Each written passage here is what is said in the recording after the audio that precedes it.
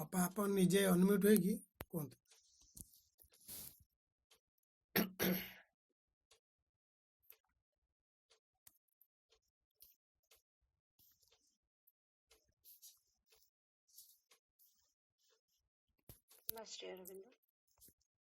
Hello हाँ बा ଶୁଭୁଛି।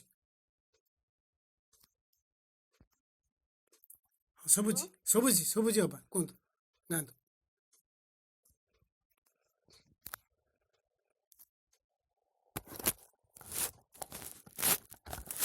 तोर निज लोक तोते पचारिबे नाही, तोर निज लोक तोते पचारिबे नाही, तापाई भाबिले चलिबनी, तापाई भाबिले चलिबनी। आशार कुसुम झड़ी जीव तोर, आशार कुसुम झड़ी जीव तोर, केबे हेले से तो फुटिबनी, केबे हेले से तो फुटिबनी। तोर निज लोक तोते पचारिबे नाही, तोर निज लोक तोते पचारिबे नाही, तापाई भाबिले चलिबनी, तापाई भाबिले चलिबनी। रास्तारे आसिब अंधकार माड़ी, ता बोलिकी यात्रा देबो बंद करी, रास्तारे आसिब अंधकार माड़ी, ता बोलिकी यात्रा देबो बंद करी, बार बार करी जाळुथिबो बती, बार बार करी जाळुथिबो बती, हुए तो से बती जलिबनी, तापाई भाबिले चलिबनी। तोर निज लोक तोते पचारिबे नाही, तोर निज लोक तोते पचारिबे नाही, सेपाई भाबिले चलिबनी, सेपाई भाबिले चलिबनी।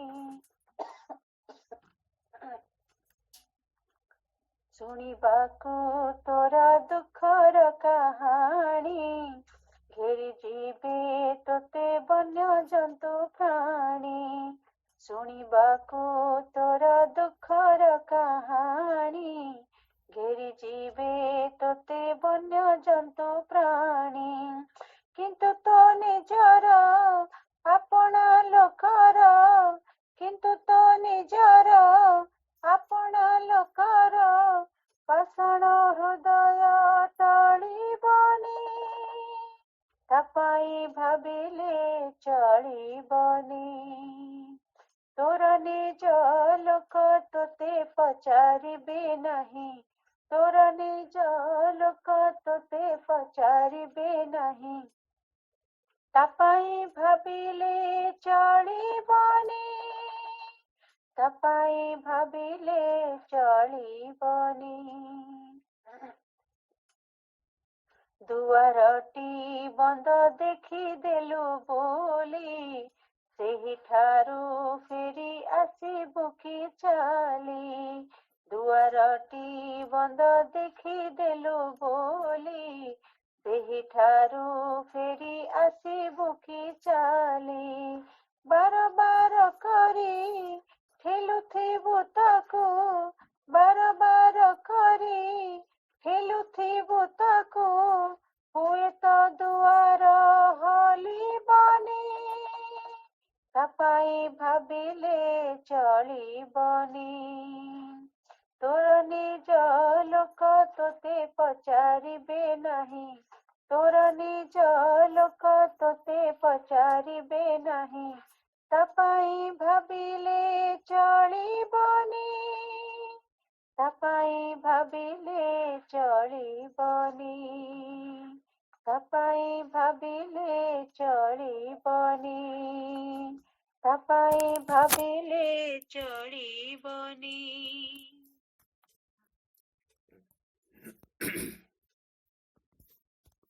वंदे मातरम। आज बड़ सौभाग्यर कथा जे आम पाठचक्र धारारे बा श्री अरविंद पूर्ण जगरे आमे माने समस्ते जो माने माँ को आ श्री अरविंद को निजर आराध्य बोली अनुभव करिचु, ग्रहण करिचु। समस्त आज हुए तो एमिति एक विषय वस्तु रखा जाई आलोचना करा जिवो, जाकि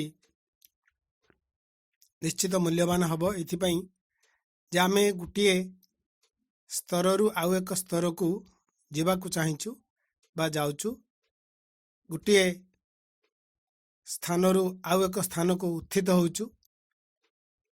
एक संधि काल मध्यरे आमे वर्तमान अवस्थापित होइचु। तेणु आमन सचेतनता बहुत गुरुत्वपूर्ण कथा हब।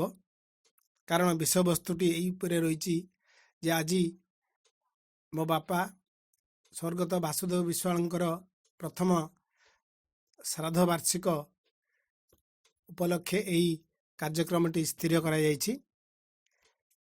आमे साधारणतः जो माने पाठचक्र करिबा आगरु एमिति अन्यान्य कौनसी धार्मिक चिंता चेतना रे रही जीवन यापन करुथिलु। समस्ते प्रायतः यही श्राद्ध को कौ भाव ग्रहण करुथिलु।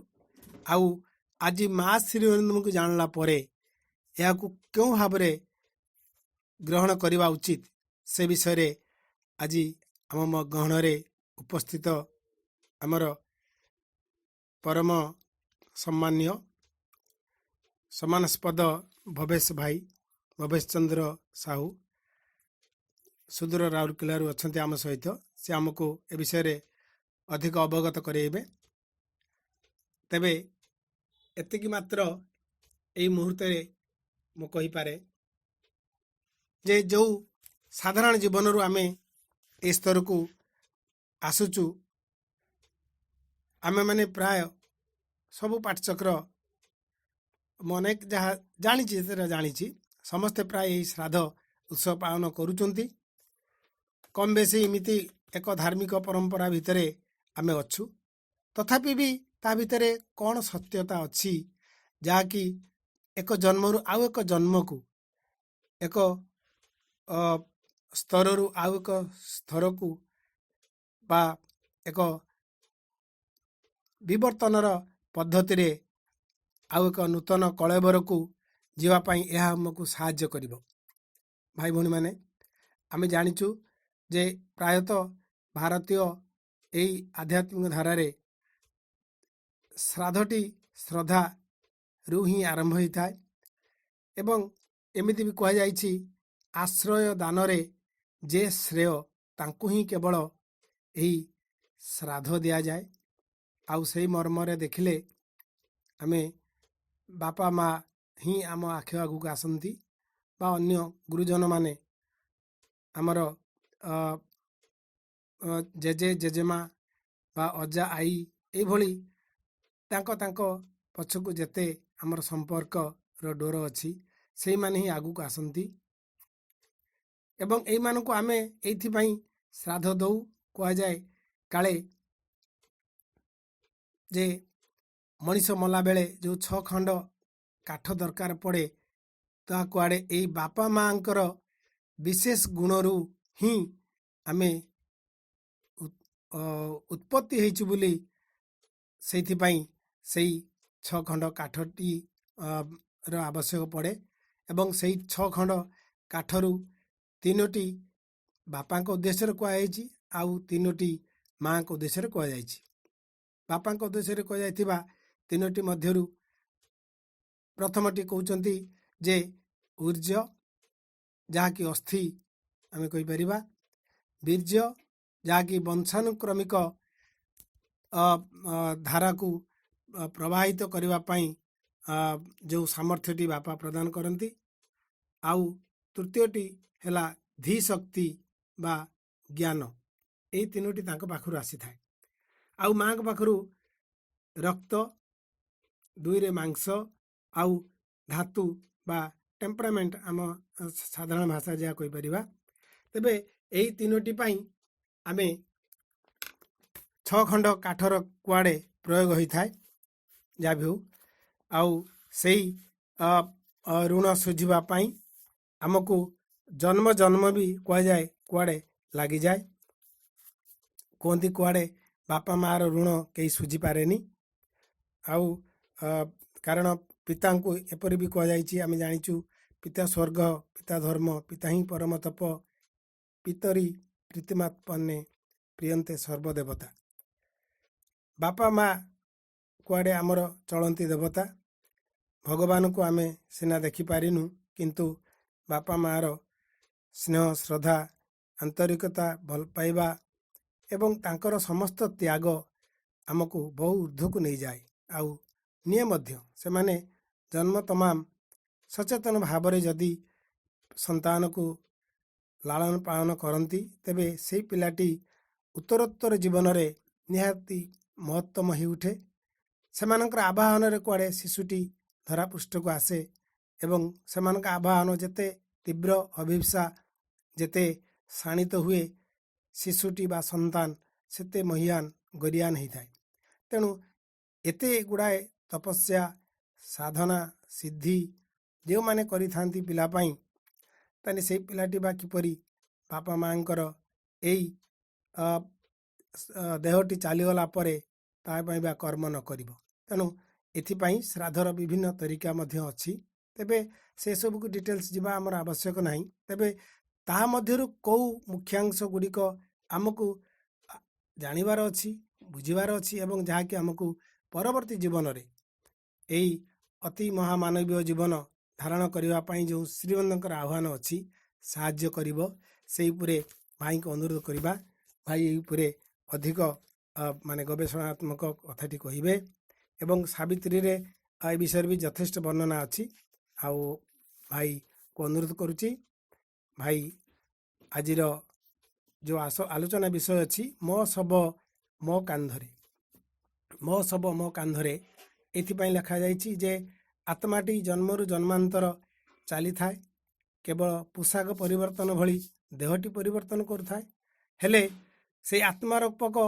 कांधरे ही से मन प्राण शरीरर निम्नतम प्रकृति गुड़ी को बहन करी रूपांतरित बा परिवर्तन ही चलु थाए आउ ताहा आमको दिने नहीं माँ श्रीनंदकर यही प्रायोजित दिव्य मानव रे पहुँची पारिबो एई भली एक कनसेप्ट रे आमे ए कथा परिकल्पना करिथिलु आशा करुच्ची भाई ए विषय रे अधिक आमको अवगत करिवे प्रिय भवेश भाई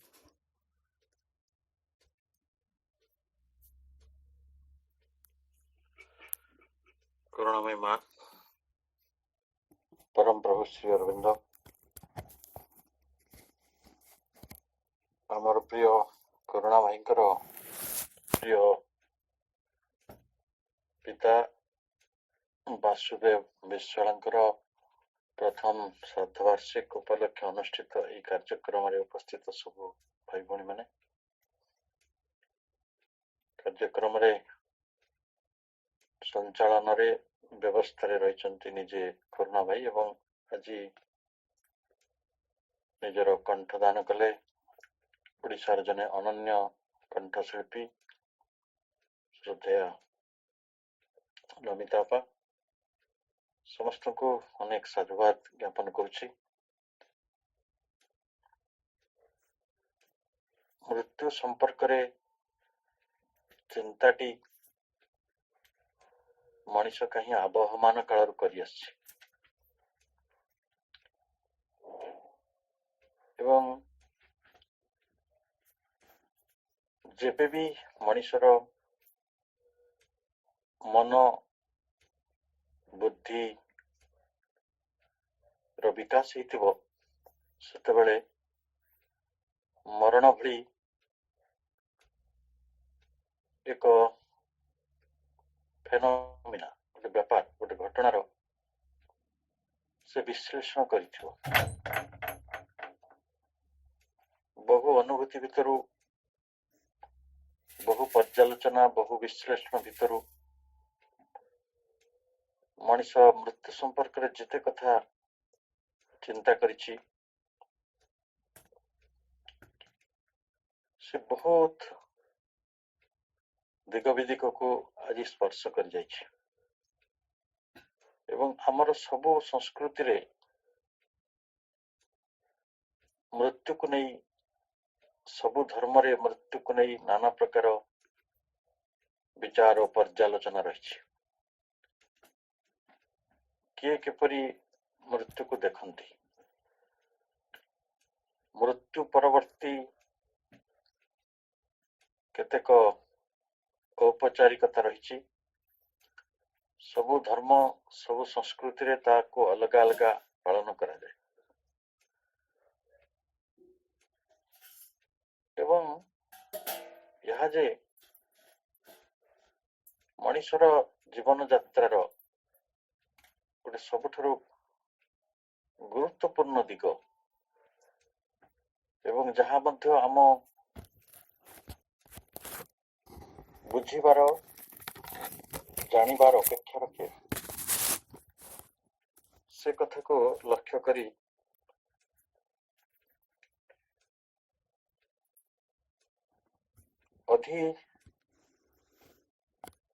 ମାନସର ଦେବତା ଶ୍ରୀକୃଷ୍ଣ ଅର୍ଜୁନଙ୍କୁ କେତେକ ଉପଦେଶ ଦେଇଥିଲେ। ସେଥିରେ ସେ କହିଥିଲେ ଜ ଏନಂ ବ୍ୟକ୍ତି ହନ୍ତାରମ୍ ଜ च एनम मन्यते हतम।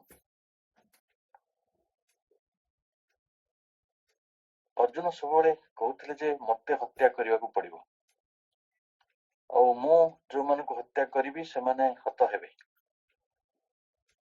ये कथा को लक्ष्य करी श्रीकृष्ण कहते उभौ तौ न बीजानीतः न अयम हन्ति न हन्यते। जे ये आत्मा को हत्याकारी बोली बुझे तथा जे एनम हनम मन्यते हतम मन्यते जे यहाँ को मरणशील मन करे तो उभय से उभय न बीजानीत जानती नहीं अयम यही आत्मा न हन्ति न हन्यते कहारी को हत्या करे नहीं बा कहारी द्वारा हत हुए नहीं। पुणी आत्मा संपर्क रे भारतर ऋषि माने कहिचंती जे प्रपंचर मुक्त प्रपंच उपशम भगवत गीता से कथा को आहरी अलगा शब्द रे कहउचंती न जायते म्रियते वा कदाचित न अयम भत्ता भविता वा न भूय अजः नित्य शाश्वत अयम पुराण न हन्यते हन्यमाने शरीर। अयम कदाचित न जायते यही आत्मा कौन सी काल जन्म हुए नहीं बा न म्रियते बा एवं मरे भी नहीं कि भूत्वा भयं न भविता उत्पन्न हुई परे पुनर्बार से आसु नहीं। आत्मा संपर्क रे कहा जाउछ आत्मा होछि चिरंतन शाश्वत अखंड अयम अजह नित्य ये आत्मा अजन्म अजह नित्यम।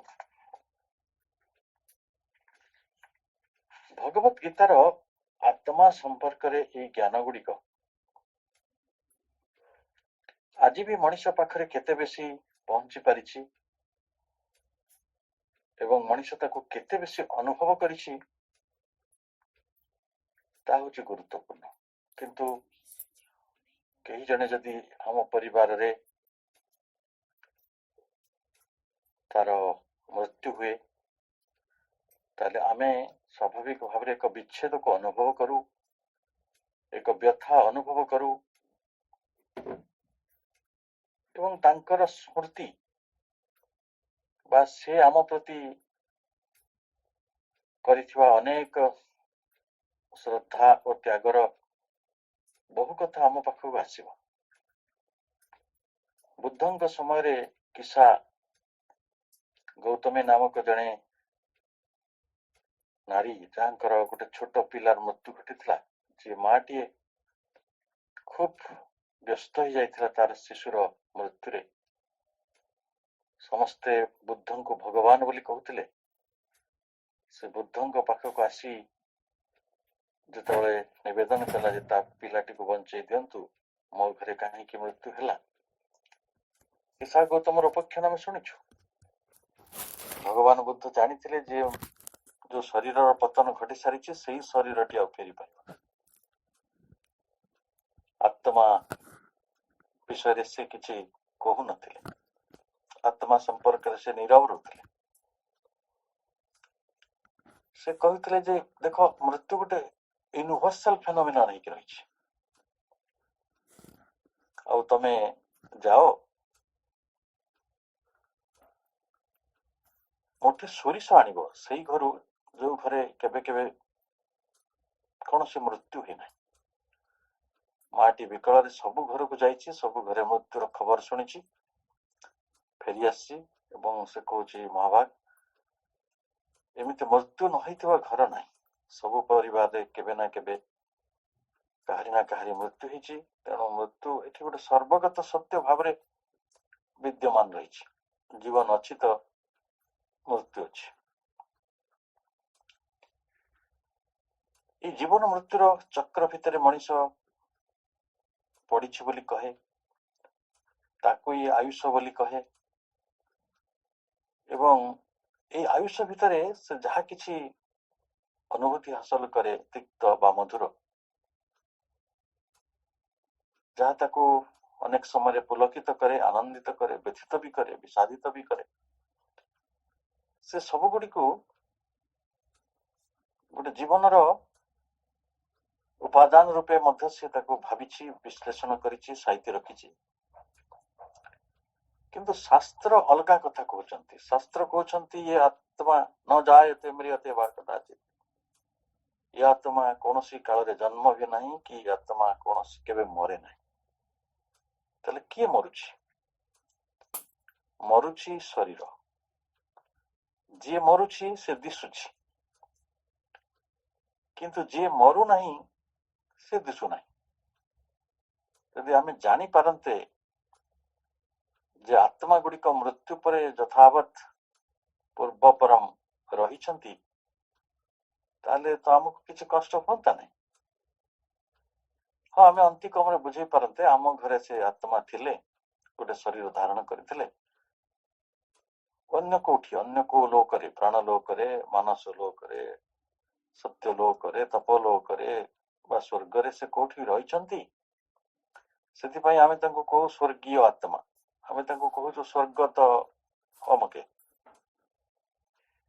ଯଦି ସେ ଏଇ ମର୍ତ୍ତ୍ୟରୁ ଯାଇକି ସ୍ୱର୍ଗରେ ରହିଛନ୍ତି, ତାହେଲେ ତ ଆମେ ଆହୁରି ବେଶୀ ଖୁସି ହୁଅନ୍ତେ। ମୂଳ ବିଷୟ ହଉଛି ଆତ୍ମାର ଠିକଣା ଆମକୁ ଜଣା ନାହିଁ, ଆତ୍ମାର ସ୍ୱରୂପ ଆମକୁ ଜଣା ନାହିଁ, ଆତ୍ମାର କିଛି ରୂପ ନାହିଁ। ଶରୀରର ରୂପ ଥିଲା, ଶରୀରକୁ ଛୁଇଁ ହଉଥିଲା, ଶରୀରକୁ ସବୁ ବାଟରେ ଅନୁଭବ କରି ହଉଥିଲା, କିନ୍ତୁ ଆତ୍ମା ବୋଲି ଯାହାକୁ ଆମେ କହୁଛୁ ସେ ଆମ ପାଇଁ ନା ତାକୁ ସ୍ପର୍ଶ କରି ହଉଛି, ନା ତା ସହିତ ଆମର କିଛି ଟ୍ରାଞ୍ଜାକ୍ସନ ରହିଛି। କିଛି ବାଟରେ ଆମେ ଆତ୍ମା ସହିତ କିଛି କମ୍ୟୁନିକେସନ ପାଉନା। ଏଇ କଥାକୁ ଭଗବତ ଗୀତା କହିଲେ ଅଛେଦ୍ୟମ୍ ଅୟମ୍, ଏଇ ଆତ୍ମାକୁ ଛେଦନ କରାଯାଇ ପାରିବ ନାହିଁ, କିନ୍ତୁ ଶରୀରକୁ ଛେଦନ କରାଯାଇପାରିବ। କୌଣସି ଧାରୁଆ ଅସ୍ତ୍ରରେ ଶରୀରକୁ ଛେଦ କରାଯାଇ ପାରିବ, କିନ୍ତୁ ଆତ୍ମା ଅଚ୍ଛେଦ୍ୟମ୍ ଅୟମ୍, ଅଦାହ୍ୟମ୍ ଅୟମ୍, ତାକୁ ଦାହ କରାଯାଇ ପାରିବ ନାହିଁ। ତାହେଲେ ଦାହ ସଂସ୍କାର ନାଁରେ ଆମେ ମଶାଣିରେ ଯାହା ଜଳେଇ ଦେଇ ଆସିଲେ से आत्मा नुहे कारण ता दाह करा जाई परिबो नाही अदाह्यम अक्लेद्यम ताको ओदा करा जाई परिबो नाही किंतु आमे देह को गाधेई दो एवच असस्यम एवच अर्थात ताको शुष्क होई करा जाई परिबो नाही नित्य सर्वगत स्थाणु अचल अयम सनातन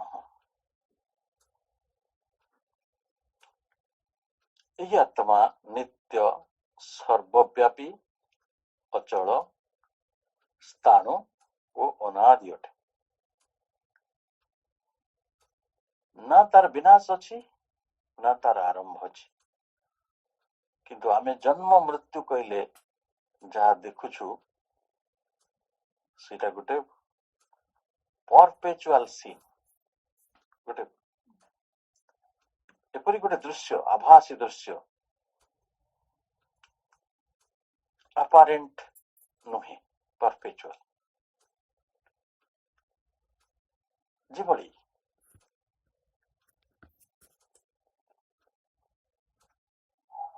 आमे देखुछु आपणकर मोबाइल टी को देखंतु मो से उदाहरण टी को वैज्ञानिक मानकर आविष्कार और प्रभुंकर जो आम शरीर स्थापत्य ताको सहित जोड़ुछि मोबाइल रे गोटे सिम अछि से सिम टा होछि गोटे सोल और आपन पूरा हैंडसेट टा सेटा होछि बॉडी और ता भितरे जो सॉफ्टवेयर गुडा को खंजी छंती आपन से गुडी कहला सब्टल बॉडी जहा को हमें प्राण मन कहूछु तल ता भितरे सॉफ्टवेयर अछि प्राण मन तार सॉफ्टवेयर हैंडसेट हला आपनकर बॉडी और सिम हला आपनकर सोल ए बॉडी टी गोटे कारखाना रे तैयारी होछि अलगा कंपनी द्वारा सेटा सैमसंग ही पारे मोटोरोला ही पारे नोकिया ही पारे सेटा आईफोन ही पारे ए बॉडी तैयारी करिवारो ए हैंडसेट गुडी तैयारी करिवार कंपनी अलगा आम बापा मा तांकर रज बीर्ज दान करी गोटे जाइगट तैयारी करिसंती एवं से जाइगट गुडी को मल्टीप्लाइड हेकी by the process of fertilisation cell division multiplied शरीर तैयारी होछि मल्टीप्लिकेशन पद्धति रे विज्ञान से कथा कहूछि किंतु मन प्राण केते बेले आसुछि ता भीतर को से सॉफ्टवेयर ता किभଳି खंजा जाउछि ता मध्य हमर अगम्य एवं आत्मा जहा को आमे चेतना बोली कहूछु से चेतना हितबारु से अविभाजित अस्पर्श असस्य अदाह्य अच्छेद्य अक्लेद्य एवं से नित्य से सर्वगत से अचल एवं तार कंपनी अलग सेटा बीएसएनएल ही पारे सेटा जियो ही पारे बीएसएनएल हैंडसेट तैयारी करन तेणु सिम रो कंपनी बा सोल रो कंपनी हेले भगवान परम पिता जहाँ को आम खोजु एटा गोटे अनेक बुद्धिमान मनुष्य मानक पई वैज्ञानिक मनुष्य मानक पई गोटे अंधविश्वास भली लागे कारण से माने जानते नहीं जे शरीर एई बाटरे चारोटी बींग द्वारा गठित जो कथाटी को माँ ए जगत को स्पष्ट रूप से उपस्थापित कले जे आमर physical being vital being mental being psychic being एगुड़िक सब अलग अलग एमानकर कंपनी सब अलग अलग ये माने मैन्युफैक्चरिंग अलग जगह होछंती एटी असेंबल हेछि आम शरीर से गोटे असेंबल ताको जोड़ी दिया जायछि आम आत्मा को आम शरीर सहित मन प्राण किंतु फॉर्चुनेटली हो बा अनफॉर्चुनेटली हो आमे ताको गोटी एंटिटी बोली मने करू गोटे यूनिट बोली मन करू आ भाबू शरीर पतन सहित आम कारण शरीर एवं सूक्ष्म शरीर पतन मध्य घटुछि किंतु जेतेबेले आमे मांकर मृत्यु रहस्य बा मृत्यु परर जीवन गुड़िक बा मृत्यु परर अस्तित्व गुड़िक संपर्क में आमे पढ़िबा भल भाव देखिबा जे किभली भाव आम शरीर पतन परे आम चैत्यटी किभली यात्रा करुछि एवं आम मन प्राण गुड़िकर क्यों अवस्था होछि सेही ज्ञान आम पाखरे न पहुंचा पर्यंत सेही परम सूत्रटी आम पाखरे न पहुंचा पर्यंत आमे शरीरर मृत्यु को मृत्यु बोली कहूथबा एई 1000 2000 3000 वर्षर मनीषर ई बौद्धिक यात्रार समय काल रे मनीष मृत्यु संपर्क रे आत्मा संपर्क रे शरीर संपर्क रे जो कथा सब चिंता करिछि तार केते केते रूप से भगवत गीता रे पुणी रहिछि भगवत गीता कहउचंती ये आत्मा होछि अव्यक्त अचिन्त्य एवं अव्यक्त को माने जहां को से कई देखि पारंती नहीं से व्यक्त नहंती से परिदृश्य नहंती प्रत्यक्ष नहंती दृष्टिगोचर नहंती से अचिन्त्य एवं से अविकार्य अर्थात तांकर किछि विकार नहीं तेणु जेतेबेले आमे आत्मा को सेई बाटे जानिबा जो आत्मिक जीवन कथा माँ कहउचंती मनीष अध्यात्मर भूमि रे जेतेबेले पहुंचिबो सेतेबेले तार ये जो द्वैत भावना गुड़िक सब रही द्वंद्व गुड़िक रही डुआलिटी सब रही से मृत्यु आत्मा कौन जाने ना किंतु आत्मार मृत्यु संपर्क रे बहुत व्यथित हो पड़े एवं सेथिपई ताको कहा जायछि जे तमे मनीष माने अथच तुम एनाम नित्य जातम तमे याको सदा जन्म ग्रहण करुथुवा बा नित्यम मृतम बारंबार मरुथुवा मन्य से मना करुथुवा मने मने करुथाओ आमे एटा एमती भाबुथाओ एटा किंतु गोटे परी कहानी भले लागुनी सतरे तो आम आगे मनीषटे मरी जाउछि का घरर बड़ पुओ मरी जाउछि कार स्त्री मरी जाउछि कार बापा मरी जाउछंती कार माँ मरी जाउछंती आमे व्याधि बार्धक्य मृत्युर गोटे बड़ चक्र भितर गति करुछु आउ ए जो ऋषि सत्ता गुड़िक बा वैज्ञानिक माने से कथा आउरी अलगा प्रकार कहउछंती माने सेटा देखंतु भगवत गीता जेमिति कहिछि ऋषि सत्ता सेयाई कहउछंती सॉक्रेटिस ग्रीक र जने महान दार्शनिक जेतेबेले तांको विष पान कराई हत्या करिया पई राजांकर आदेश हला एवं तांकर शिष्य माने बड़ व्यथित हेले चिंतित हेले कांदी पकेले आम गुरु को हत्या करा जिवो विष पिया जिवो तेणु जो माने विष बाटुथिले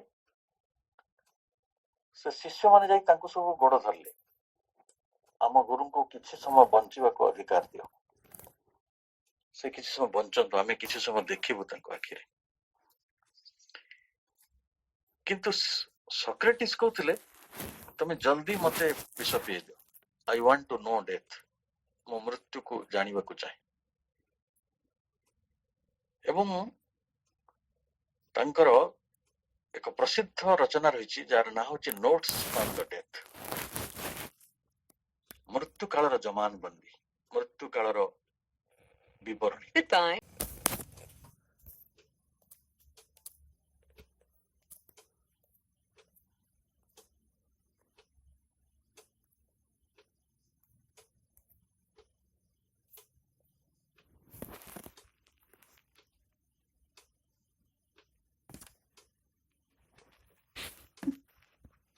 There are 4 participants in the conference. ବନ୍ଦିତ ଦାର୍ଶନିକ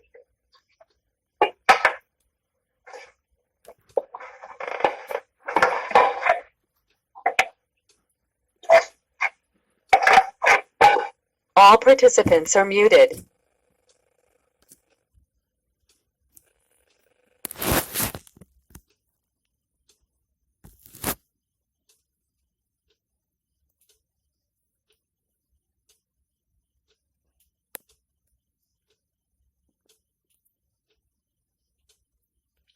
ସେତେବେଳକୁ ସକ୍ରେଟିସ୍ ଜାଣିନଥିଲେ ଯେ ସେ ଜଣେ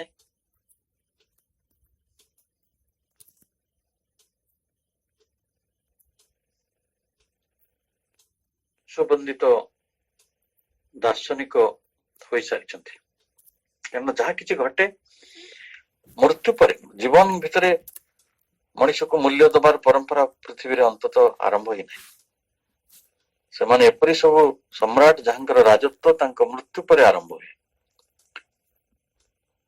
ଏ ଜଗତ ଏ ରାଜ୍ୟ ଅଲଗା, ବିଚାରର ରାଜ୍ୟ। ଏ ବିଚାରର ରାଜ୍ୟର ମୁକୁଟଟି, ସିଂହାସନଟି, ତା ରାଜପଦଟି ମୃତ୍ୟୁ ପରେ ମିଳେ।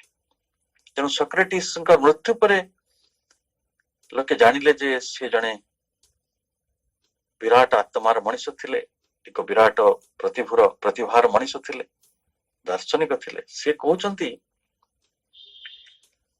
ଯେତେବେଳେ ତାଙ୍କୁ ବିଷ ପିଆଇ ଦିଆଗଲା, ସେ ତାଙ୍କ ଶିଷ୍ୟମାନେ ତାଙ୍କ ଚାରିକଡେ କ୍ରନ୍ଦନରତ। ସେ କହୁଛନ୍ତି, ଦେଖ ମୋ ମୃତ୍ୟୁର ଅନୁଭୂତି ମୁଁ ତମମାନଙ୍କୁ କହୁଛି। ଏବେ ମୋର ଗୋଡ ଅବଶ ହେଇଗଲା, ଅର୍ଥାତ୍ ମୁଁ ବଞ୍ଚିଛି, କିନ୍ତୁ ଅର୍ଥାତ୍ ମୁଁ ଗୋଡ ନଥିଲି। ଏବେ ମୋର ଶରୀରର ନିମ୍ନ ଭାଗ ଗୁଡିକ ଅବଶ ହେଇଯାଉଛି, ତାର କିଛି ଅନୁଭୂତି ଆସୁନାହିଁ, ସେନ୍ସେସନ ଆସୁନାହିଁ। ମତେ ଲାଗୁଛି ମୋ ଶରୀରର ନିମ୍ନ ଭାଗ ବି ନଥିଲି। ମୋର ହାତ ଅବଶ ହେଇଯାଉଛି, ମୋର ଆଖି, ମୋର କାନ, ମୋର ସବୁ ଇନ୍ଦ୍ରିୟ ଗୁଡିକ ଅବଶ ହେଇଯାଉଛନ୍ତି, ନିଶ୍ଚେତନା ମଧ୍ୟକୁ ଚାଲି ଯାଉଛନ୍ତି। ଅନ୍ତତଃ ମୁଁ ବଞ୍ଚିଛି, ତେଣୁ ମୁଁ ନିଶ୍ଚିତ ଯେ ମୁଁ ଏଗୁଡିକ ନଥିଲି। ଶେଷରେ ସେ କହୁଛନ୍ତି ମୁଁ ଦେହ ନଥିଲି,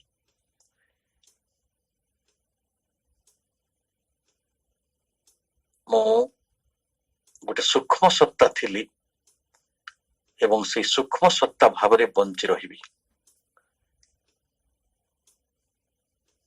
ଯେତେବେଳେ ଋଷି ମାନେ କହିଲେ ଯେ ଶରୀରର ବି ମୃତ୍ୟୁ ଗୋଟେ ଦୃଷ୍ଟିରୁ ଚିନ୍ତା କଲେ ହଉନାହିଁ, ଏ କେବଳ ରୂପାନ୍ତର ହଉଛି, ଘଟାନ୍ତର ହଉଛି, ଘଟାକାଶ ମଠାକାଶରେ ପରିଣତ ହଉଛି। ଆମ ଶରୀରର 80% ହଉଛି ଜଳ। ଜଳ ହଉଛି ହାଇଡ୍ରୋଜେନ ଆଉ ଅକ୍ସିଜେନର ଗୋଟେ ସମ୍ମିଳନ, ଗୋଟେ ବନ୍ଧନ। ଆମ ଶରୀରରେ କ୍ୟାଲସିୟମ ଅଛି, ଆଇରନ୍ ଅଛି, ପୋଟାସିୟମ ଅଛି, ମାଗ୍ନେସିୟମ ବି ଅଛି, ଅନେକ ପ୍ରକାର ମିନେରାଲ୍ସ, ଯେମିତି ପୃଥିବୀର ଭୂଗର୍ଭରେ ଅନେକ ଖଣି ରହିଛି, ଅନେକ ଧାତବ ଲବଣ, ସେଇଭଳି ଧାତବ ଲବଣ ଗୁଡିକ ଆମ ଭିତରେ ଅଛନ୍ତି। ଯେଉଁ ଋଷିମାନେ କହିଥିଲେ ଯେ ଆମେ ପଞ୍ଚ ମହାଭୂତରେ ଗଢା, ଆମ ଭିତରେ କିଛି ଆକାଶ ଅଛି, ଆମ ଭିତରେ ଅନେକ ଶୂନ୍ୟ ସ୍ଥାନ ଅଛି, ଆମ ପାକସ୍ଥଳୀରେ ଶୂନ୍ୟ ସ୍ଥାନ ଅଛି, ଆମ ହୃଦୟରେ ଶୂନ୍ୟ ସ୍ଥାନ ଅଛି, ଆମ ଯୋଉ ରକ୍ତ ବାହିକା ଗୁଡିକରେ ଶୂନ୍ୟ ସ୍ଥାନ ଅଛି, ଆମ ନାକ ଭିତରେ ଶୂନ୍ୟ ସ୍ଥାନ ଅଛି। ତେବେ ତ ବାୟୁ ଚଳାଚଳ ହଉଛି, ଯୋଉଗୁଡିକ ନିଦା ହେଇଥାନ୍ତା ପଥର ଭଳି, ଗୋଟେ ପାହାଡ ଭଳି, ତାହେଲେ ତ ତା ଭିତରେ ଏଇ ନିଶ୍ୱାସ, ରକ୍ତ, ଖାଦ୍ୟ ଏଗୁଡିକ କେହି ଯାଞ୍ଚ କରନ୍ତେ ନାହିଁ। ଆମ ଭିତରେ ଜଠରାଗ୍ନି ଅଛି ବୋଲି ଖାଦ୍ୟ ହଜମ ହଉଛି, ଆମ ଭିତରେ କାମାଗ୍ନି ଅଛି ବୋଲି ମଣିଷ ତାର କାମ ଶକ୍ତିର ପ୍ରୟୋଗ କରୁଛି। ଆମ ଦେହରେ ଉତ୍ତାପ ଗୋଟେ ଗୁରୁତ୍ୱପୂର୍ଣ୍ଣ ବିଷୟ। ଯେତେବେଳେ ମୃତ୍ୟୁ ହୁଏ, ପ୍ରଥମେ ଶରୀରର ଉତ୍ତାପ ଚାଲିଯାଏ। ତେଣୁ ପଞ୍ଚ ମହାଭୂତର ଗଢା ଶରୀର ଯେତେବେଳେ ତାକୁ ଅଗ୍ନିରେ ଦାହ କରାଯାଏ କି ତାକୁ ମାଟିରେ ପୋତି ଦିଆଯାଏ, କିଛି ଦିନ ପରେ ଦେଖାଯାଏ ପବନ ଜାଗାକୁ ଚାଲି ଯାଇଛି, ଆକାଶ ଜାଗାକୁ ଫେରି ଯାଇଛି, ଆକାଶରେ ମିଶି ଯାଇଛି, ଜଳ ଜାଗାରେ ମିଶି ଯାଇଛି, ଜ୍ୟୋତି ବା ଉତ୍ତାପ ସାଙ୍ଗରେ ମିଶି ଯାଇଛି, ଏବଂ এই ପଞ୍ଚମହାଭୂତରେ ଲୀନ ହେଇଯାଇଛନ୍ତି। ଆମେ କହୁଛୁ ପଞ୍ଚଭୂତରେ ସେ ବିଲୀନ ହେଇଗଲେ, ପଞ୍ଚଭୂତରେ ସେ ଲୀନ ହେଇଗଲେ। ଆଉ ଆତ୍ମା ବ୍ରହ୍ମାଲୀନ ହେଇଗଲେ, ତାଙ୍କ କମ୍ପାନୀ ତାଙ୍କୁ ନେଇଗଲେ। ଆତ୍ମାର କମ୍ପାନୀ ବ୍ରହ୍ମ, କାରଣ ସେ ହଉଛନ୍ତି ସେଇ ଅଖଣ୍ଡ ନିତ୍ୟତ୍ଵ ଶାଶ୍ୱତ ଅଜର। ଏବଂ ଆମେ ଏଇ ଯୋଉ ଲୀନ ଅବସ୍ଥା ଗୁଡିକ ତ ଶୁଣିଛୁ ଶବ୍ଦରେ, କିନ୍ତୁ ଇଏ ସବୁ ଆମ ଅନୁଭବର ପର୍ଯ୍ୟାୟ ଆସିନାହିଁ। ଯୋଉମାନେ ଅନୁଭବ କରିଛନ୍ତି ମୃତ୍ୟୁକୁ, ତାଙ୍କ ଭିତରେ ଥିଲେ ସକ୍ରେଟିସ୍ ଅନ୍ୟତମ। ସେ କହୁଛନ୍ତି death may be the greatest of all human blessings. ମଣିଷ ଯେତେ ଆଶୀର୍ବାଦ, ଯେତେ ବରଦାନ ଏଇ ଜୀବନ ତମାମ ପାଏ, ସବୁଠାରୁ ବଡ ବରଦାନଟି ହେଉଛି ମୃତ୍ୟୁ। କାହିଁକି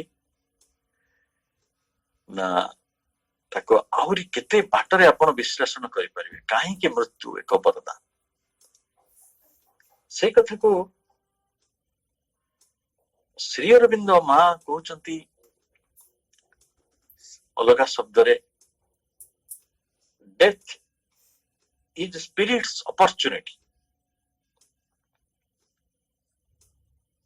ମୃତ୍ୟୁ ହେଉଛି ଆତ୍ମାର ଏକ ସୁଯୋଗ। କଣ ସେ ସୁଯୋଗ? ଗୋଟେ ନୂଆ ପରିସ୍ଥିତି ଭିତରକୁ,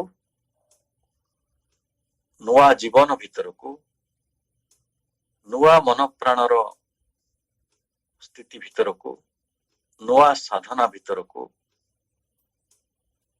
ପ୍ରବେଶର ଏକ ଅଧିକାର, ଗୋଟେ ପାସପୋର୍ଟ। ନୂଆ ଜଗତକୁ, ନୂଆ ଜୀବନକୁ ପ୍ରବେଶର ଗୋଟେ ପ୍ରବେଶ ପତ୍ର। ଏବଂ ସେଇ କଥା ତ ଭଗବତ ଗୀତା କହିଥିଲେ। ଭଗବତ ଗୀତା କହିଲେ ଯେ ଆମେ ବାସାଂସି ଜନ୍ନାନି ଯଥା ବିହାୟ ତଥା ଶରୀରାଣି ନରୋପରାଣି। ତେଣୁ ଏ ଶରୀର ବାସାଂସି ଜନ୍ନାନି ଯଥା ବିହାୟ ନବାନି ଗୃହ୍ଣାତି ନରୋପରାଣି ତଥା ଶରୀରାଣି ବିହାୟ ଜନ୍ନାନି ଅନ୍ୟାନି ସଞ୍ଜାତି ନବାନି ଦେହି। ଯଥା ନର ଜନ୍ନାନି ବାଂଶାଂସି ବିହାୟ ଅପରାଣୀ ନବାନି ଗୃହ୍ଣାତି। ଯେପରି ମନୁଷ୍ୟ ପୁରୁଣା ବସ୍ତ୍ର ଗୁଡିକ ତ୍ୟାଗ କରି ଅନ୍ୟ ନୂତନ ବସ୍ତ୍ର ଗ୍ରହଣ କରେ, ତଥା ଦେହି ଜନ୍ନାନି ଶରୀରାଣି ବିହାୟ ଅନ୍ୟାନି ନବାନି ସଞ୍ଜାତି। ସେପରି ଜୀବାତ୍ମା ପୁରୁଣ ଶରୀର ଗୁଡିକୁ ତ୍ୟାଗ କରି ଅନ୍ୟ ନୂତନ ଶରୀରକୁ ପ୍ରାପ୍ତ ହୁଏ। ଏଇ ଜଗତରେ ଗୋଟେ ଅମର ଜାତି ରହିଛନ୍ତି, ଆମେ ଯୋଉମାନଙ୍କୁ ଦେବତା ବୋଲି କଳ୍ପନା କରିଛୁ। ଦେବତା ଗୁଡିକ କିଛି ବ୍ୟକ୍ତ, କିଛି ଅବ୍ୟକ୍ତ। ଦେବ ଶକ୍ତି ଭିତରେ ଆମେ ପବନକୁ ଦେବତା ବୋଲି କହୁଛୁ, ସୂର୍ଯ୍ୟଙ୍କୁ ଦେବତା ବୋଲି କହୁଛୁ, ଧର୍ମଙ୍କୁ ଦେବତା ବୋଲି କହୁଛୁ। କିଛି ସୂକ୍ଷ୍ମ ଶରୀର ଅଛନ୍ତି, କିଛି ବ୍ୟକ୍ତ ଶରୀର ଅଛନ୍ତି, କିନ୍ତୁ ଆମେ ଦେଖୁଛୁ ସେମାନେ ଚିରନ୍ତନ ଭାବରେ ରହିଛନ୍ତି, ତାଙ୍କର ମୃତ୍ୟୁ ନାହିଁ। ଆମ ଭଳି ସେମାନେ ଶରୀର ଧାରଣ କରୁନାହାନ୍ତି, କି ଆମ ଭଳି ମରିଯାଉନାହାନ୍ତି, କି ଚିତାରେ ଶୋଉନାହାନ୍ତି, କି ଜନନୀର ଜଠର ଭିତରକୁ ଯାଉନାହାନ୍ତି। ଜନନୀର ଜଠର ଭିତରକୁ ଯିବା, ପୁଣି ଚିତାରେ ଶୋଇବା, ଇଏ ଗୋଟେ ଦୁଃଖାଭ ଅନୁଭୂତି ବୋଲି ମଣିଷ ଭାବି ଆସିଛି। ଏଥିରେ ସତ୍ୟତା ବି ଥାଇପାରେ, କାରଣ ଅକାଳରେ ଯୋଉ ଫୁଲ ଗୁଡିକ ଝଡିଯାଏ, 22 ବର୍ଷର ଯାହାର ଅବଲମ୍ବନ ଚାଲିଯାଏ, ସେ ତ ମାନେ ଗୋଟେ ସୋସିଆଲ, ଗୋଟେ ଫ୍ୟାମିଲିଆଲ, ଗୋଟେ ଇକୋନୋମିକ, ଗୋଟେ ସପୋର୍ଟ ସିଷ୍ଟମର କଥା। କିନ୍ତୁ ତତ୍ତ୍ୱରେ ଜୀବନ ମୃତ୍ୟୁର ଏଇ ରହସ୍ୟକୁ ଏଇଭଳି ବର୍ଣ୍ଣନା କରାଯାଉଛି ଯେ ଡେଥ୍ ଇଜ୍ ସ୍ପିରିଟ୍ସ ଅପରଚ୍ୟୁନିଟି। ଯେଭଳି କୁହାଗଲା ଯେ ଆମେ ପୁରୁଣା ଶରୀରକୁ ଛାଡି ଜୀବାତ୍ମା ନୂତନ ଶରୀରକୁ ଯାଇପାରୁଛି, ନୂତନ ବାପା ମା ପାଉଛି। ମୁଁ ଭାବୁଛି ଭଗବତ ଗୀତା ବହୁତ କିଛି କହିଛନ୍ତି, ବହୁତ କିଛି। ହୁଏତ ମାନେ you will take days together to discuss. ଯେତେବେଳେ अर्जुन श्रीकृष्ण को पचारे आमर साधना गुड़िक व्यर्थ हो जाए कि जदि आम सिद्धि न पाई था श्रीकृष्ण कहले ना तमें मृत्यु पर उपयुक्त परिवेश रे जन्म ग्रहण कर उपयुक्त बापा माँ पाइब उपयुक्त परिस्थिति रे तमें जो जगटी को जो छाड़ीच से आगु को नापी एक सुजोग पाइब ताले तो यू आम बुझीपर ये जगत रे को माने तांको जोग को आग को नहीं पारुछंती प्रगतिर पथरे नहीं पारुछंती आ को माने जोग क्षेत्र रे अग्रगति करूनांती को मानकर मंथर गति रही तेणु ये जोगर आधार रे प्रगतिर आधार रे विवर्तन रे अंशग्रहण करिवार आधार रे ये आत्मार सुजोग रूप रे वर्णना करा जायछि कारण आमर यात्रा सत्य चेतन आड़को आमर यात्रा अमरत्व आड़को आमर यात्रा आनंद आड़को जदि आमे अमरत्व आनंद आड़को यात्रा करूछु ताले ए यात्रा पथरे आमको किए नौछि प्रकृति रे सबठरो जदि कहार बेसी योगदान थाए ता होछि मृत्युर सेथिपाई प्रभु तो कहले death is our road to immortality death is our road to immortality पुणी ये प्रसंग रे यार एंटीथेसिस भी अछि आमर शरीर अमर हब किपरि हब आम फिजिकल कन्सियसनेस गुड़िक किभली रूपांतरित हेबे से माने मरिबा को चाहिबे नहीं आमर जीवकोश गुड़िक पाखरे डेथ इनस्टिंक्ट अछि से गुड़िक रहिबो नहीं ता लाइफ इनस्टिंक्ट रे परिणत हबो जेतोळे मां तांको शरीर जीवकोश उपर कार्य आरंभ कले सेतेबेले प्रभुंकर सेही कथा को भी तो उद्धार करछन्ती death is a bad habit प्रकृत रे ए डेथ रे होछि जेतो आपण ओड मृत्यु रो खबर पाउछन हम समस्त कोछु क्रिश्चियन मन नियाति कोंती रेस्ट इन पीस हमें एबे भी बुझुछु मध्य मृत्यु होछि गोटे प्रशांति डेथ इज ए लेवलर हमें निदरे सुई पड़ले हमें धनी नुहे हमें गरीब नुहे हमें सुंदर नुहे हमें असुंदर नुहे हमें अभावग्रस्त नुहे स्वभावग्रस्त नुहे हमें प्रतिभावान नुहे हमें पापी नुहे कि पुण्यवादी नुहे हमें ब्राह्मण नुहे कि शूद्र नुहे सोई पड़िले सब जिनस लेभेल नहीं जाए गोटे चेतना को चली जाए मृत्यु से भली सब जिनस को गोटे लेवल को नहीं जाउछि से लेवल टा विस्मरण अवस्था जाको इनकॉन्शियंट बोली आम कहूँ अचेतन अवस्था भीतर को शरीर चली जाउछि तार किछि चेतनार प्रवाह नहीं ता भीतर को निश्वास जाऊ नहीं से सुनी पारु नहीं से देखी पारु नहीं तार आखि कान तो अच्छी शरीर तो अच्छी किंतु से शरीर रे किछि परसेप्शन नहीं किछि अनुभव नहीं से इंद्रिय गुडी को देखी पारु ना ये बड़े गोटे फेनोमिनल जहाँ आम जीवन रे घटी चली आमे ताकू नहीं जेतिकी विश्लेषण करिछु ये असरंती सावित्री रे मध्य मृत्यु संपर्क रे काई काई केते कथा कहा जायछि कारण ये होछि प्रेम और मृत्युर महाकाव्य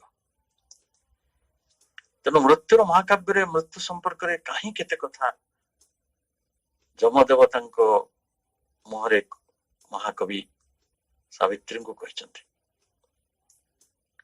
केते सिक्रेट यही सब कथा को आधार करी आमे कहूछु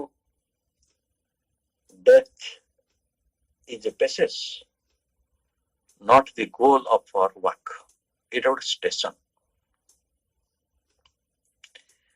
आपण जीवाकू चाहछन दिल्ली बाटरे 5 थर गाड़ी अटकिबो कारण आपण को खाइबार साधन जोटेबार अछि विश्रामर साधन जुटेबार अछि कौन आवश्यक थिबो कौन असुविधा थिबो ताकू सब समाधान करिवार पाई गाड़ीटा अटकुछि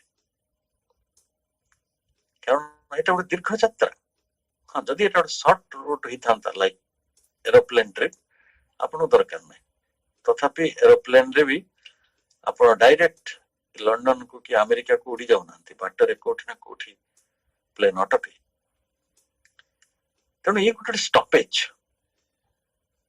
गोटे स्टेशन विराम पुणी थे जीवन यात्रा टी आरंभ करने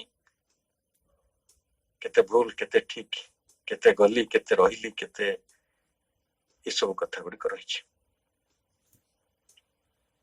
भाई गोटे प्रसंगर उत्थापन करथिले जे मृत्यु परे आमे जो औपचारिक आचरण गुड़िक करूछंती जाको आमे श्राद्ध बोली कहूछु संस्कार गुटे सेटा तो यार माने औचित्य तार मन वैज्ञानिक दृष्टिकोण एवं प्रकृत रे तार वैज्ञानिक आधार मो मां को उद्धार करी से कथाटी कहू चाहूँगी शरीर पतन हो जाए शरीर फेरी पारे ना गोटे रूप गढ़ा जाए से रूपर गोटे लंगजिविटी अच्छी तार गोटे आयुष अच्छी सी कौन सी परिस्थिति पड़ी एक्सीडेंट डिजीज सेनिलिटी वार्धक्य कौन सी गोटे परिस्थिति इवन सुइसाइड लोक भी सुइसाइड कर शरीरटी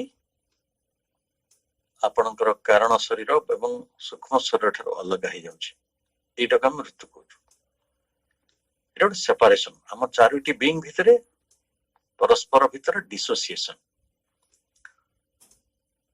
आम अनुष्ठान केते भांगी जाए आम 5 जन मिसिक गोटे अनुष्ठान कर 5 जन अलग अनुष्ठान भांगीगला तेणु जीवन एक अनुष्ठान जीवन एक यज्ञ ये जीवन यज्ञ रे जो 4 जन अंशीदार थिले से माने जदि अलग हो जिवे सेंट्रल एडमिनिस्ट्रेशन रहइबो नाही मा कहउचंती जोठी सत्य डिसिजन करे जे एडमिनिस्ट्रेशन रहइबो नाही याको डिसोल्यूट करा जिवो सेते बळे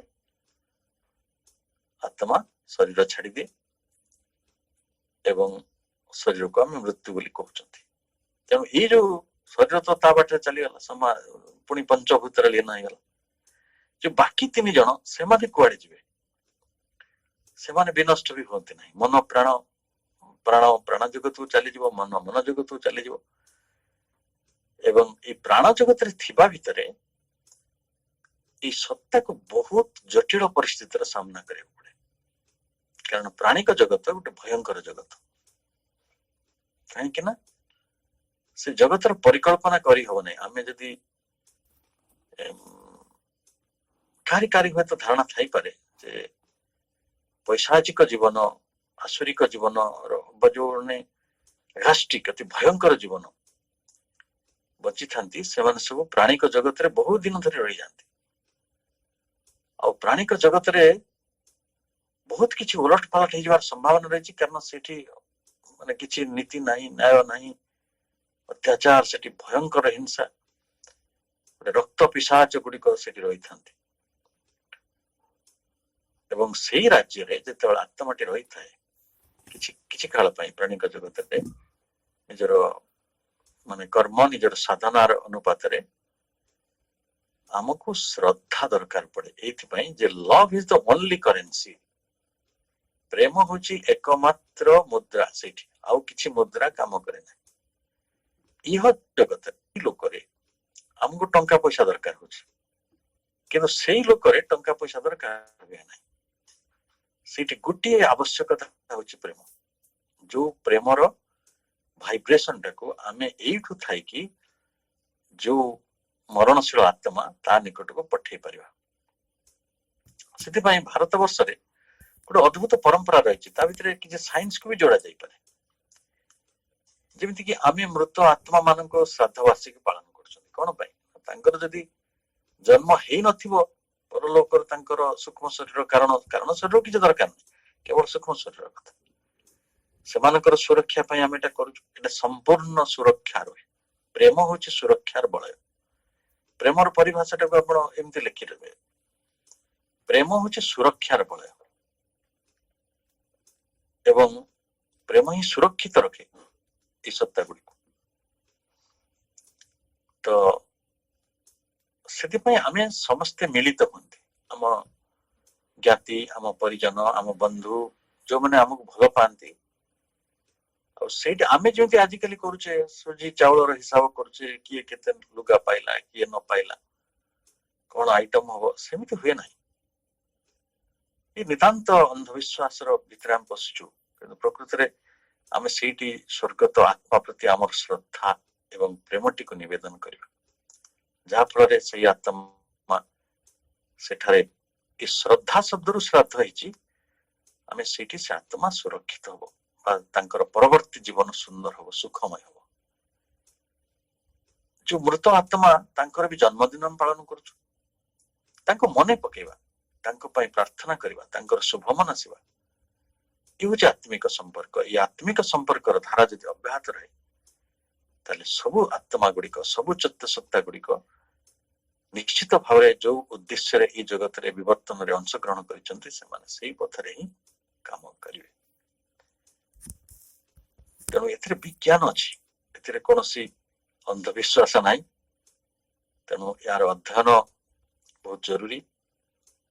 ଏ ଅଧ୍ୟୟନ ମଧ୍ୟ ବହୁତ ଅନନ୍ତ। ମୁଁ ଦେଖୁଛି ଏତେ ବିଶାଳତାର ବ୍ୟାପ୍ତି, ଏତେ ବିଶାଳତାର କଳେବର ଯେ ତାକୁ ସବୁ କିଛି ସ୍ପର୍ଶ କରି ହଉନାହିଁ। ତଥାପି ଯେତିକି ମାଙ୍କର କରୁଣା ହଉଛି, ଆମେ ସେତିକି ହିଁ ପ୍ରାପ୍ତ ହଉଛେ, ସେତିକିରେ ସନ୍ତୋଷ ହେବାକୁ ଚେଷ୍ଟା କରିବା। ଜୀବନ ପରେ ଜୀବନ ବଞ୍ଚିବା ଭିତରେ ଏଇଭଳି ରହସ୍ୟ ଆମ ନିକଟରେ ଧରା ଦଉ। ଆଜି ଅନେକ ଲୋକ ଅଛନ୍ତି ଭଗବତ ଗୀତା ପଢୁନାହାନ୍ତି, କିଛି ମଣିଷ ଅଛନ୍ତି ଭଗବତ ଗୀତା ପଢୁଛନ୍ତି। ଯୋଉମାନେ ପଢୁଛନ୍ତି ଅନ୍ତତଃ କିଛିଟା ତ ପାଉଛନ୍ତି। ଏଇ କିଛି ପାଉ ପାଉ ଦିନେ ଆମେ ସବୁ କିଛି ପାଇବା।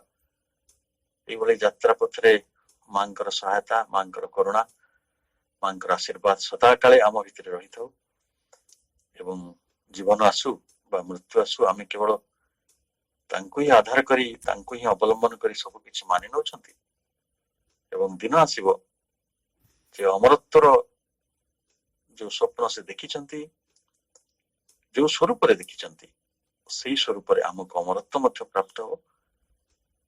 ଏଇଭଳି ଯାତ୍ରା ପଥରେ ଥିବା ସବୁ ଆତ୍ମା ମାନଙ୍କୁ ଆମେ ଏଇଠୁ ପ୍ରଣାମ କରିବା।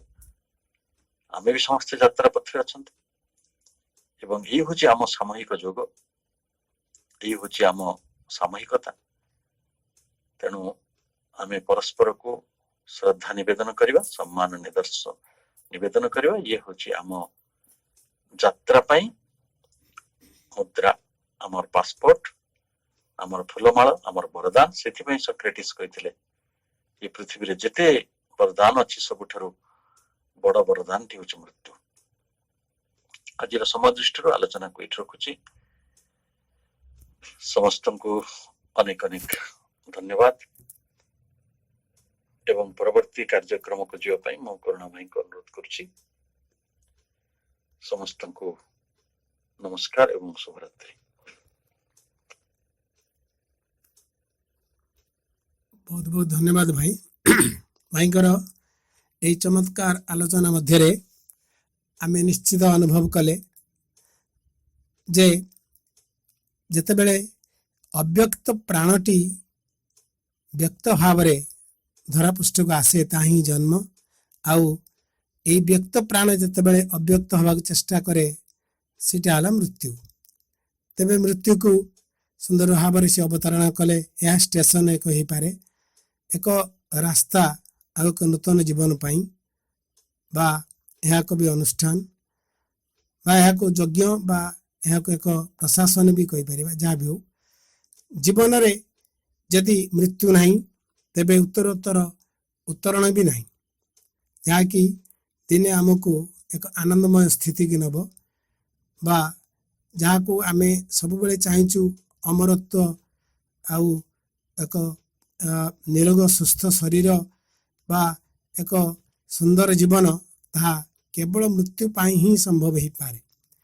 ତେବେ ଆମ ବୁଝିବାର ବାହାରେ ହେଲେ ବି ଏହା ସତ୍ୟ ଅଟେ। ତେଣୁ ମୃତ ଆତ୍ମା ପ୍ରତି ଯଦି ସଂସ୍କାର କରାଯାଏ, ତାହେଲେ ସେ ତା ପର ଜନ୍ମରେ ଅଧିକ ଶକ୍ତିଶାଳୀ ଶୁଦ୍ଧ ଏବଂ ପବିତ୍ର ହୋଇକି ଆସେ, ଧରାବତରଣ କରେ। ସେଇଥିପାଇଁ ବୋଧେ ସନ୍ତାନମାନଙ୍କ ପାଇଁ 3ଟି ଏକ ଋଣର ବ୍ୟବସ୍ଥା ଅଛି। ସାଧାରଣ ଭାବରେ ଆମର ଯାହା ଆଧ୍ୟାତ୍ମିକ ଶାସ୍ତ୍ର କହେ, ପିତୃ ଋଣ, ଋଷି ଋଣ ଆଉ ଦେବ ଋଣ। ଆମକୁ ନିଶ୍ଚିତ ଏହି ଋଣ ଆକାରରେ ପିତାଙ୍କ ପାଇଁ ବା ମାତାଙ୍କ ପାଇଁ ଯେଉଁ ଶ୍ରଦ୍ଧା ଜ୍ଞାପନ କରିବା, ଯାହାକି ତାଙ୍କର ଆଗ ଚଲାପଥକୁ କୁସୁମିତ କରିବ। ଏବଂ ମା ଯେମିତି କହିଛନ୍ତି ଯେ ଯଦି ଆମେ ସତରେ ଏଇଥିପାଇଁ ଭଗବାନଙ୍କୁ ଡାକିବା, ମାଆଙ୍କୁ ଡାକିବା, ବିଶେଷ କରି ମା ଶ୍ରୀ ଅରବିନ୍ଦଙ୍କୁ, ତେବେ ସେ କହିଛନ୍ତି ଯେ ଆମମାନଙ୍କ ପାଇଁ ଏକ ସୁଯୋଗ ଅଛି। ଏକ ଯେମିତି ଭାଇ କହିଲେ ଯେ ପ୍ରାଣ ସ୍ତରରେ ଯେତେ ପ୍ରକାର ଶତ୍ରୁତା, ଘୃଣା, ଅହଙ୍କାର, ଗର୍ବ, ଛଳନା, କପଟ, ଅତ୍ୟାଚାର, ହିଂସା ଯାବତୀୟ ପ୍ରାଣ ସ୍ତରରେ ସବୁ ଅଛି। ସେଇ ପ୍ରାଣ ସ୍ତରକୁ ଭେଦିବା ପାଇଁ ଏକ ସୂକ୍ଷ୍ମ ରାସ୍ତା ମା ଶ୍ରୀଅରବିନ୍ଦ ନିର୍ମାଣ କରିଛନ୍ତି ଏବଂ ତାଙ୍କର ମୋହର ବାଜିଗଲା ମାନେ ହିଁ ସେ ଆତ୍ମା ଆଉ ଏଇଭଳି ଏକ ଦୁଃଖଦାୟକ ପରିସ୍ଥିତି ଭିତରେ ଗତି କରେ ନାହିଁ। ଫଳରେ ସେ ଉତ୍ତରଣ ହୁଏ ଏବଂ ନୂତନ ଜନ୍ମ ପ୍ରାପ୍ତ ହୁଏ ଆଉ ସୁଖରେ ସୁଖରେ ତାର ସେଇ ରାସ୍ତା ସେ ଅତିକ୍ରମ କରିଯାଏ। ଯାହା ବି ହେଉ, ତେବେ ସେଇଭଳି ଉତ୍ତମ ପିଲାଟିଏ ପାଇଁ ମଧ୍ୟ ଆମେ ଜାଣିଛୁ ଯେ କେମିତି ବରମେକ ଗୁଣିପୁତ୍ର ନଚ ମୂର୍ଖ ଶତାନ୍ୟପି ଏକଶ୍ଚନ୍ଦ୍ର ତମହନ୍ତି ନଚ ତାରାଗଣ ପିଚ। 100 ମୂର୍ଖରୁ ଭଲ ଏକ ଗୁଣୀ ପୁଅ, ଆମେ ଜାଣିଛୁ ଏ ଗୀତଟି। ତେଣୁ ଆମେ ଜଣେ ଉତ୍ତମ ସନ୍ତାନ ହେଇପାରିବା, ତେବେ ଯାଇକି ସିନା ଆମର ପ୍ରାର୍ଥନା, ଆମର ସାଧନା, ଆମର ଯେଉଁ ଆସ୍ପୃହା ବଳରେ ଏଇ ପିତୃପୁରୁଷ ମାନେ ଊର୍ଦ୍ଧ୍ୱଲୋକ ଗମନ କରିବେ। ନଚେତ୍ ସେମାନେ ହିଁ ଉତ୍ତମ ଭାବରେ ଏହି ରାସ୍ତା ଅତିକ୍ରମ କରିପାରିବେନି। ଆମର ବିନା ଶ୍ରଦ୍ଧାରେ ସେମାନଙ୍କର ଏହି ଅନନ୍ତ କାଳ ଯାତ୍ରା ନିଶ୍ଚିତ କୋଉଠି ନା କୋଉଠି ସମସ୍ୟା ବହୁଳ ହେବ। ପୁରାତନ ପୁରାଣରେ ତ ବହୁତ କଥା ଅଛି, ତେବେ ଆଜି ସମୟ ହେଇଛି। ବହୁତ କଥା ଥିଲେ ବି ଭାଇ ଯେମିତି କିଛି ସମୟକୁ ଦେଖି ନିଜକୁ ରୋକିଲେ, ଆଜି ବି ସେମିତି ଆମେ ଏଇଠି ରୋକିବା। ପର ମୁହୂର୍ତ୍ତରେ ଯଦି ସମୟ ହୁଏ ଏ ବିଷୟରେ ଅଧିକ ଚର୍ଚ୍ଚା ହେବା। ଯାହା ବି ହେଉ, ଆଜି ଏହି ସବୁ କାର୍ଯ୍ୟକ୍ରମରେ ଯୋଗ ଦେଇଥିବା ଏବଂ ଭାଗ ନେଇଥିବା କାର୍ଯ୍ୟକ୍ରମରେ ନମିତା ଆପା, ଭବେଶ ଭାଇ ଏବଂ ଅନ୍ୟ ମୋର ସମସ୍ତ ବରିଷ୍ଠ ଅପା ଭାଇ ଆଉ ଆତ୍ମାମାନଙ୍କୁ ମୋର ଅନ୍ତରର ପ୍ରଣାମ ଜଣାଉଛି ଆଉ ଧନ୍ୟବାଦ ବି ଦେଉଛି। ଆପଣ ସୁନ୍ଦର ଭାବରେ ଆଲୋଚନା କଲେ ଏବଂ ଅଂଶଗ୍ରହଣ କଲେ। ଆଉ ଶେଷରେ ମା ନାମ ଜପ କରି ଏହି କାର୍ଯ୍ୟକ୍ରମକୁ ଏଠି ଶେଷ କରିବା। ମା ମା ମା ମା ମା ମା ମା ମା ମା ମା ମା ମା ମା ମା ମା ମା ମା ମା ମାଙ୍କର ଜୟ, ମାଙ୍କର ଜୟ ହଉ, ମାଙ୍କର ଜୟ ହଉ। ବନ୍ଦେ ମାତରମ୍, ବନ୍ଦେ ମାତରମ୍, ବନ୍ଦେ ମାତରମ୍। ସମସ୍ତଙ୍କୁ ଅଶେଷ ଅଶେଷ ଧନ୍ୟବାଦ। ଅରୋଭା।